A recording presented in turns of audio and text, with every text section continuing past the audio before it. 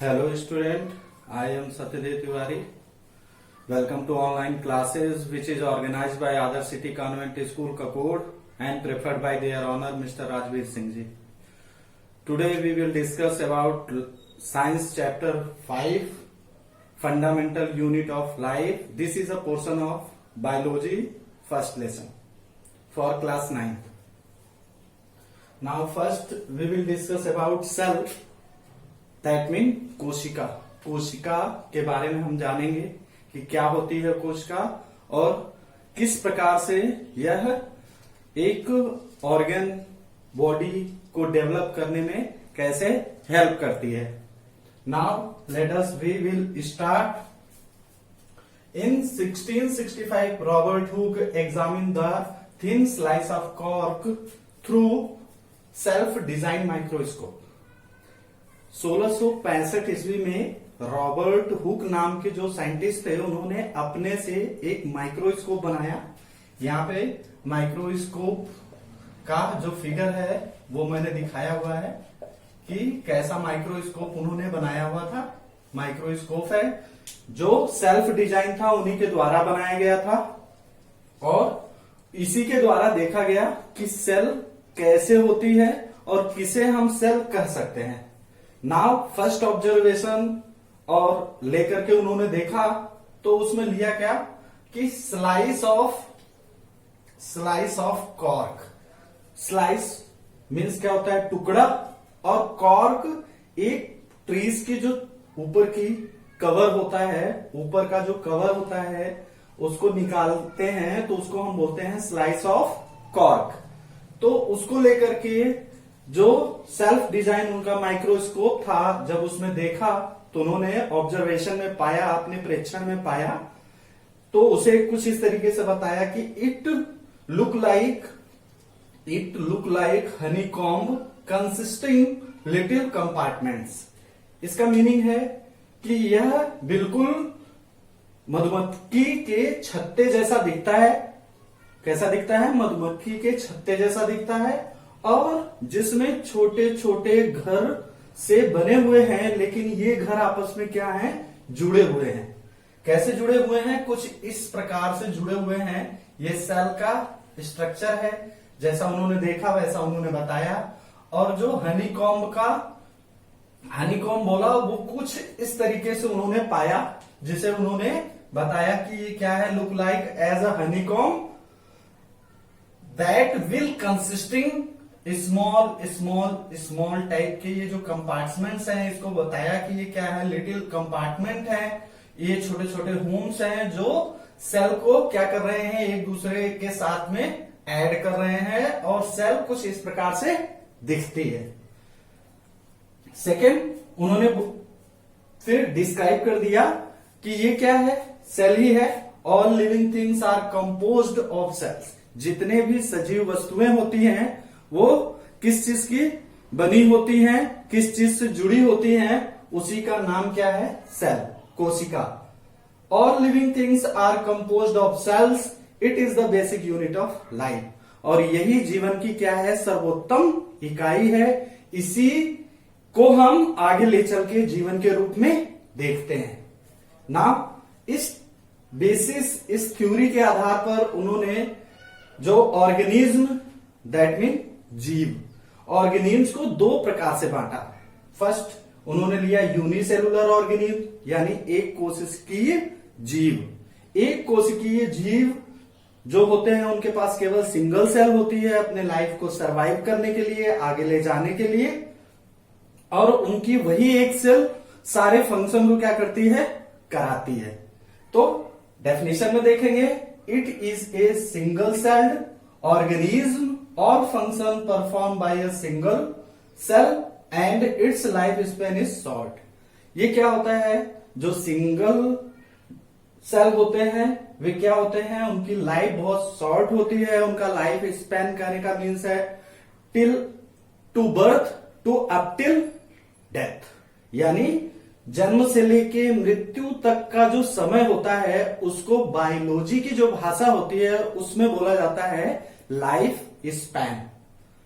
ठीक है, तो इनका जो लाइफ स्पैन होता है it is very small Why? Because of that, these are the unicellular or single celled organisms. Many types of cells यहां पे मैंने दिखाई हुई है।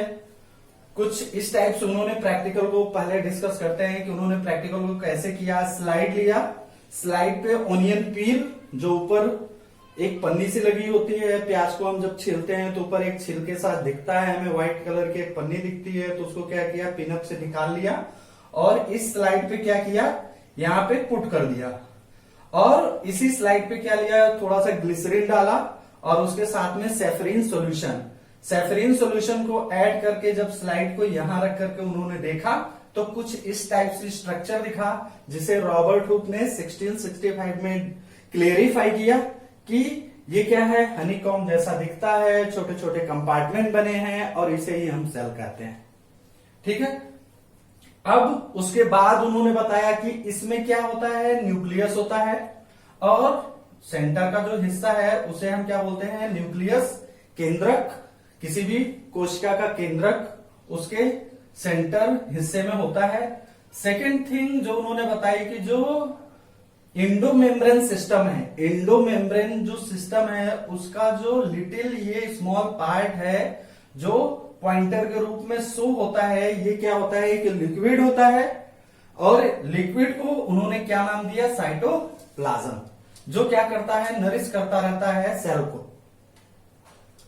Many types of cells, these type of theory can be based on many types of cells are shown here। यहां पे मैंने दिखाया हुआ है, ये ब्लड सेल्स हैं, ये बोन सेल्स हैं, इन्हें हम मसल सेल्स कहते हैं, इन्हें ovum cells, fat cells, sperm cells और न्यूरॉन सेल्स, जिसके वजह से हमें रिफ्लेक्स एक्शन और रिफ्लेक्ट आर्क यानी कोई भी जो माइंड हमारा सिग्नल को एब्जॉर्ब करता है और उसको लिक्विडाइज करके जो इफरवेंसेस हमारा बॉडी महसूस करता है, तो वो क्या होता है, न्यूरॉन सेल के वजह से होता है। ये इलेक्ट्रिकल सिग्नल को लिक्विडाइज करके बॉडी को सप्लाई करते रहते हैं through the receptor and effector. ये आगे की बातें हैं, लेकिन अभी जो हम डिस्कस कर रहे हैं वो दो टाइप के ऑर्गेनिज्म, दो टाइप के जीव डिस्कस कर रहे हैं। यहां पे यूनिसेलुलर हमने पहले बात कर ली कि it is a single cell organism, single celled perform all functions of unicellular organism. जो सिंगल सेल है यूनिसेलुलर के लिए वही सारे फंक्शन करेगी, like digestion of food, like gaseous exchange, respiration करने के लिए गैसियस एक्सचेंज करना उनके लिए जरूरी है। तो इस टाइप के जो ऑर्गेनिज्म होते हैं वे क्या होते हैं, सिंगल सेल्ड होते हैं। फॉर एग्जांपल में जैसे आपका अमीबा है, पैरामीशियम है, क्लेमोमाइडोमोनास है और बैक्टीरिया, इस टाइप के जितने भी ऑर्गेनिज्म होते हैं ये क्या होते हैं, सिंगल सेल्ड होते हैं। इनके पास इनकी लाइफ को सरवाइव करने के लिए केवल एक ही कोशिका मौजूद होती है।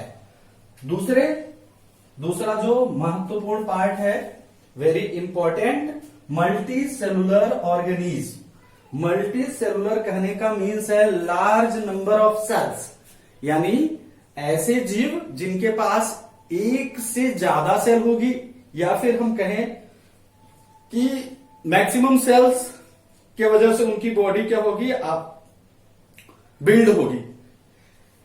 तो it consist of large number of cells which is different cells doing different function. यानी जब लार्ज सेल्स हैं तो हर सेल का कुछ न कुछ अलग फंक्शन होगा। जैसे ह्यूमन बीइंग को एग्जांपल में ले लीजिए, तो ह्यूमन बीइंग का क्या होता है, ब्लड सेल्स होती हैं। ब्लड सेल्स का क्या काम होता है, पूरे बॉडी में सर्कुलेटरी सिस्टम के थ्रू बहाना, फ्लो करना। सेकेंड, बोन सेल होती है, बोन सेल की वजह से शेप हमें मिलता है। थर्ड, मसल सेल्स, जिसकी वजह से हमें shape and size. Ovum cells reproduction के लिए होता है, फीमेल के लिए। फैट सेल्स क्या होते हैं, जिसकी वजह से हम थोड़े हेल्दी होंगे। सेकेंड, यहां पे लिखा हुआ है स्पर्म सेल्स, ह्यूमन में ये जो सेल्स हैं वो मेल कैंडिडेट के लिए होता है। दूसरा, यहां पे न्यूरॉन सेल्स इन सबको क्या करता है, कंसिस्ट करता है, एक दूसरे को क्या करता है, जोड़ता है। बट ब्लड सेल्स यहां पे वेरी इंपॉर्टेंट है, ये कनेक्टिव टिश्यू के नाम से आगे चल के सब्जेक्ट में आपको मिलेंगी। कनेक्टिव टिश्यू के नाम से भी हम इसे जानते हैं। जब 2 और मोर ब्लड सेल्स आपस में कंबाइंड होती हैं तो वो टिश्यू बनाती हैं। जब 2 सेल्स आपस में कंबाइंड होती हैं तो टिश्यू बनाती हैं। और ब्लड सेल्स अगर कंबाइंड होकर के टिश्यू बना रहे हैं तो उसे हम क्या बोलते हैं, कनेक्टिव टिश्यू बोलते हैं। क्यों बोलते हैं? क्योंकि ये क्या हमारा जो मैस्कुलर सिस्टम है उसमें सर्कुलेटरी सिस्टम को पूरे ओवरऑल बॉडी में फ्लो होने के लिए क्या करता है, हेल्प करता है।